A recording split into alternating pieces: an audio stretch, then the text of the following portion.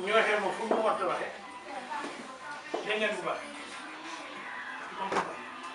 tu vas comprendre parce qu'on est en francophonie je vais sous-titrer hein donc ku ma war a wax ma ñu wax ma fuñ ma war a waxee wala ñu wax ma ci jamono buñ ma war a waxee donc la parole a dit je souffre de trois choses d'être dit quand il ne faut pas me dire d'être dit où il ne faut pas me dire et surtout d'être dit par qui ne doit pas me dire. On va vérifier. Où il ne faut pas me dire.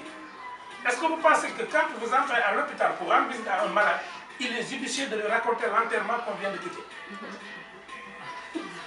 Allez, est-ce que vous avez un hôpital fait pour faire un peu de dëj bi ma jógee ni mu neexee sa morom yëpp dee nañ ci koñ bi est-ce que di nga ko wax kon am na foo xam ne wax boo ko fa waxee mu feebar. Maintenant, quand il ne faut pas me dire, quand il ne faut pas me dire, imaginez une personne qui va se coucher, il va au lit, et vous lui racontez toutes les personnes qui sont mortes au moment de se coucher. Ñu ko ne bay tëdd nga koy wax naan ko fii dañuy tëddoon ci lal bi ñëpp heure bii dëmm yi dañ leen lekk ñu dee. Est-ce que loolu baax na? C'est pas bon. Troisième situation, par qui ne doit pas me dire. Vous savez, les wolof disent que ñu jiñ dëmm bul soccoo yére lii. Bu nga waxee est-ce que kii dëmm la est-ce que dëmm ñëw fekk la nga toog sa buntu kër yor sa chaise. Xale yi liir yi dee woon yëpp nga yor seen yére yi di soccu. On dit quand on t'accuse d'anthropophagie, il ne faut pas qu'on te trouve devant ta porte avec des tibias de bébé pour te tirer les dents. Comprends?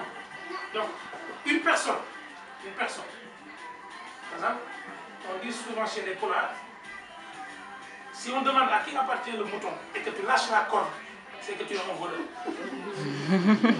Comment on fait? Ça veut dire que ça. Donc, quand vous arrivez dans un espace, vous commencez à vous excuser. En France, on dit qui s'excuse, s'accuse. Et il y a des gens qui ne comprennent pas ça. Il y avait un homme, il était immensément riche. C'était le plus riche, mais le problème, c'est que pour lui, personne ne se rendait compte qu'il était riche. Donc, tout le monde a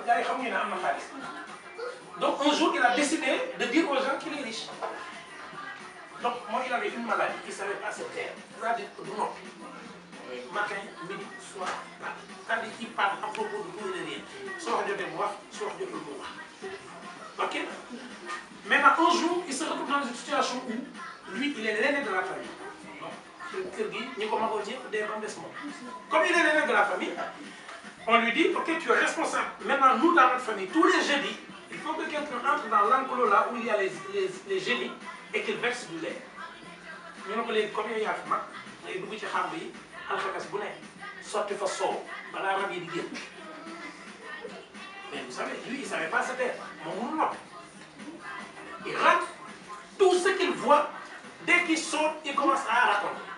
Tout ce qu'il commence. Il racontait tout, tous les détails. Un jour, les génies l'ont convoqué, même Rabbi Wafo. Toi, si tu n'arrêtes pas de parler, tu vas voir. Rabbi n'a pas dit. Au lieu de se taire, il a raconté ce que les génies lui ont dit. Tu comprends français. Tu comprends français, vous dites qu'il comprend français. Alors que je parle en français. Donc, tu vois, les bibliothèques, automatiquement, Rabbi n'a pas dit. Mais pour vous dire que ce monsieur-là savait parler. Un jour, il était en réunion la nuit. Il parlait. Une réunion, tout le monde est parti, lui il était seul, il parlait. Moi, je suis le lendemain matin, quand le soleil s'est levé, il parlait encore à son ombre jusqu'à midi.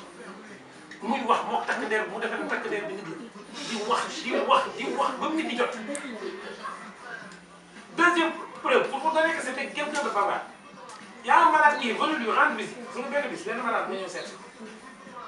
Le malade lui a dit, aide-moi un peu, donne-moi un peu d'argent, je veux me soigner. Mais qu'est-ce que tu fais là?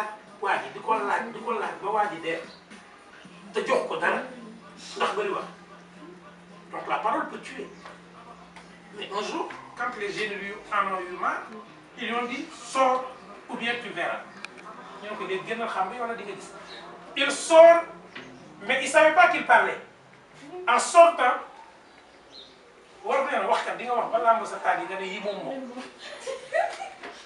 ils disent que quand on est bavard, à force de parler, on finit par taper ses propres fesses, comme on dit, ce n'est pas les miens. Mais lui, en sortant de l'enclos, il ne savait pas que les génies l'entendaient. Il dit, bon, de toute façon, faites ce que vous voulez. Moi, je n'ai pas peur de vous. Le même jour, ces troupeaux commençaient à mourir. Il s'est rendu compte que ces champs s'étaient asséchés. Mais au lieu d'aller trouver des solutions, lui, il racontait.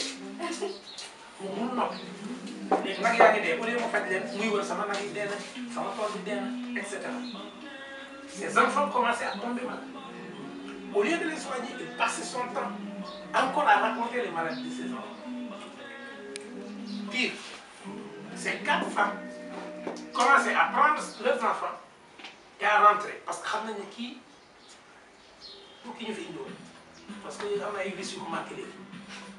Au lieu d'aller négocier pour que ces femmes restent, il passait son temps encore à raconter. Il s'est retrouvé donc sans tout, sans enfants, sans femme, sans richesse. Il s'est retrouvé qu'avec sa parole. Amatul jabar, amatul doom, amatul alal, kan moo ko dese. Wax ñu wër ci dëkk bi di wax. Wante xam nga lu gën a soof ci waxkat bu la kenn déglu. Le problème, la pire des sanctions pour un bavard, c'est le silence. Et les gens se taisaient et personne ne lui répondait. Au bout du compte, il s'est parlé à lui-même. Donc, c'est quand quelqu'un parle à lui-même, on finit par le taxer de fou. Et comme on l'a taxé de fou, personne ne le prenait plus au sérieux. Il s'est retrouvé isolé, avec des habits déchirés. Il parlait tellement qu'il n'avait plus le temps de se laver. Il était devenu puant.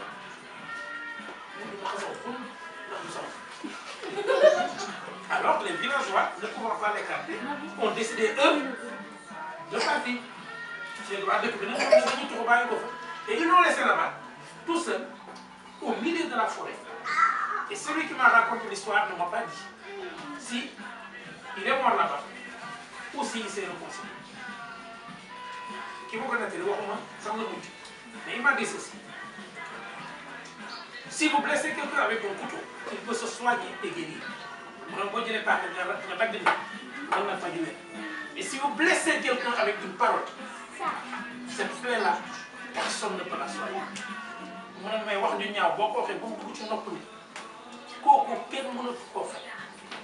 Et c'est pourquoi on dit, avant de parler, il faut remuer sa langue. 7 fois dans sa bouche. 7 fois, pas dans la bouche. En Afrique, on ne dit pas dans la bouche. On dit qu'il faut remuer sa langue 7 fois dans le sens de ce qu'on dit. Est-ce que vous savez pourquoi 7 fois? Avant de parler, pensez à ce qui va arriver lorsque vous aurez fini de parler. Pensez à qui vous parlez. Pensez à quand vous parlez. Pensez où vous parlez. Pensez à ce qui arrive si vous vous taisez. Pensez à ce qu'on retiendra de ce que vous avez dit. Et enfin, pensez à votre réaction si on vous avait dit les paroles. C'est pourquoi on dit qu'il faut retourner 7 fois votre langue dans le sens de votre parole. Parce que vous pouvez tourner votre langue 7 fois dans votre bouche sans réfléchir. D'accord? Par exemple, si vous prenez un compte comme ça, si les bobs sont vous direz dans les dernières, non plus. Elle me dit qu'elle apprend à se taire. Merci pour moi, Hello. On m'avait raconté un conte en Suisse à Genève en 2002. C'était un vieux conte suisse. Pour vous dire que tous les peuples sont pareils. Mais on se trompe souvent en pensant que qui n'est pas.